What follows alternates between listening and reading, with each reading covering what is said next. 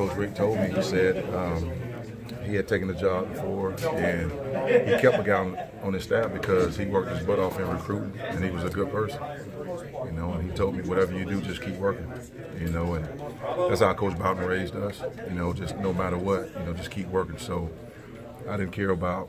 I won't say I didn't care about being retained, but that wasn't my concern. My concern was to keep this class together, help Coach Norvell in his university. You know, it's my alma mater, so my mindset was just to work. How big is the infusion of talent that's coming into the wide receiver room? High school talent, it's really good. Now I got to see what they do on this level.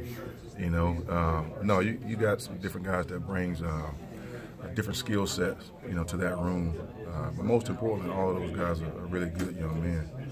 You know, and that's what we look for in this recruiting process, to bring in guys that were really good young men, as well as football players. You know, so you got some size, some length. You know, guys go up and get the ball, and also you got a guy that can, you know, good in space, that's really good in space, and change the game. How did those guys that were already committed, I guess, react, you know, in meeting with Coach Norvell and the rest of the staff? Coach Norvell was honest. You know, we went into some living rooms and they asked questions. Hey, we want Coach to stay around. We're not coming. Coach is not going to be there. And Coach was honest with them. We only knew each other for a day. You know, we only knew each other for 2 days. You know, so he was honest with them. He was honest with me, and I respect him for doing that. You know, so the biggest thing is with keeping this class together was honesty. You know, when we were recruiting these guys and texting these guys and calling them, FaceTiming, we were completely honest with them. You know, when you know, Coach Taggart, the news broke about Coach Taggart, you know, we told those guys, hey, just stay patient. You know, don't do anything. You know, just you're committed to the school, you know, to the university. And, you know, they did that. You know, I commend a lot of the parents, a lot of the kids, man, for just holding on and being patient and staying with Florida State. Coach Poitier, nobody talks about him too much. Big kid down in Miami. Just tell us about what you see in him and what was his recruitment like. He's a sleeper. You know, he's a really good football player. He's young. All right, he's really good on the basketball court. When you see him play, he's really raw on the football field. But then you see a lot of upside. You know, the kid can run. He came up Saturday Night Live. You see him run, catch the ball, play physical, and that's what you love in a guy with that size. And now the more he gets to play on the football field and practice on the football field and get taught and coach, he's going to be a really good football player. And how big was Robinson for you guys today? And just talk a little bit about what he brings to the table. That was a lone one, man. Yeah. You know, it was the kid that committed to us, you know, in Miami. You know, decommitted. You know, and he was kind of wavering about, you know, after Coach Norvell was announced. They didn't know, you know, but the family stuck with us. He's a really good football player, good skill set, deceptive speed, goes up high points to football, good change of direction, you know. So I think the kid's going to be really good for us coming in early. And the last one, Douglas, you guys just got in a few minutes ago, his letter of intent. Just what does he bring to the table, or how did that recruitment go? Once again, I love the family. they stuck with us, you know, in this whole recruiting process, and that's where it all started. You know, first time I heard about the kid, you know, over a 3.0, you know, great SAT, ACT. And it shows on the field. The kid's a smart football player. Kid that can run, I think it's like 10.6, you know, 100 meter. Played more quarterback this year, so but he brings a lot to the table as far as his ability, also the ability in the special teams phase of football also. You'll look at him at punter kick returns when he comes in? Yes, sir. How important was it for you guys at the receiver position in the early signing period to kind of fill needs and just restock that position? It was very important because if you paid attention to the season, had a guy, you know, getting the portal, a guy not on the team. You know, guys go down with injuries. You know, so I mean, you were playing the last 3 or 4 games, you know, with 5 scholarship guys. You know, so we were really banged up, and just the room wasn't right numbers-wise where we wanted to be.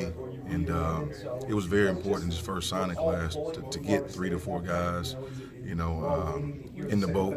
You know, so we can at least, you know, get them through spring ball, get a chance to see them early, and just know what these guys bring to the table, get a chance to teach them and coach them in the spring. So it's very important to add depth to that room.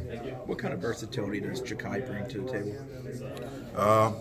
like I said before, I mean, he can do a really good job in the return game. The kid can run, you know, and he's got a little size on him too. So I mean, he's not just a slot guy, you know, that's 160, 70 pounds. You know, he's a guy that has played quarterback, plays running back, has been in between the tackles. You know, so he's just a really good football player. You know, as a kid can dunk too. I didn't know that. You know, so but no, he's all around. Coach, I know 2019's been a very difficult year for you both personally and just as far as the program. It's starting today and what you guys accomplished today. How confident do you feel about the program moving forward in 2020 and beyond? I feel really good about where we're headed, the direction that we're going, not only because Coach Novell has done a good job within the week that he's been here. Also, we're recruiting really good football players and good kids, you know, and that's what Florida State was built on, really good character kids, you know, and that's why I feel good about that, because you got good character kids and you got great coaches that's here. And I know coaches, you know, add more guys, but I just go back to the way Coach Bowden raised us, you know, and I know when he came in my living room, I knew what to expect, you know, and I want to have that same effect on other guys. So when we go into living rooms, you know, we see what type of character kids they are, what type of family they have, you know, and so that's why I feel I'm excited about the future, not only because of the skill set and these different guys we recruited, but the type of parents and the type of character the kids will bring in. Coach, you got one pretty good recruit still that you're trying to land, and that's Tamari and Terry. I know you'd like to get him committed for one more year. What are the conversations been like right now with him kind of weighing the pros and cons of coming back or leaving? Those conversations that he and I have, they've been really good conversations. You know, he's been understanding of some things that I've been talking to him about. I've been understanding about some things that he's been talking about. You know, so we have a mutual, hey, we just want the best for you. You know, not for me. I told you, you leave, I just want a 3-piece from Popeyes, you know, in a jersey. You know, that's it. But it's been really good conversations. You know, is what I'll say about that. What's he really doing? It sounds like he's coming back pretty fast. He is coming back pretty fast. You know, he's been running around out, you know, on the practice field. You know, and, I don't know what else I can say about that. You know, but I can say he's been running around the practice field. It's been a good sight to see. Good chance you have maybe one more here before this the thing's rounded out your position. I hope so. I know coaches always want as many as they can for their position. Yeah, you do. You know, you like size, you like speed, and all that stuff. You know, we want really good football players. You know, so hopefully, you know, we'll have some soon. You've had some conversation, I'm sure, with Coach Dillingham so far. What's that been like in terms of offensive philosophy, how the receivers are going to be used? How do you think you guys are going to work together?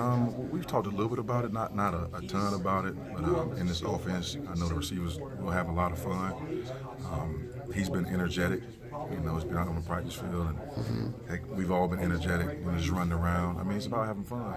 You know, it's about having fun. It's about teaching, and also teaching the details and the assignments. You know, so we're both on the same page with that, and I do feel really good about the future of working together.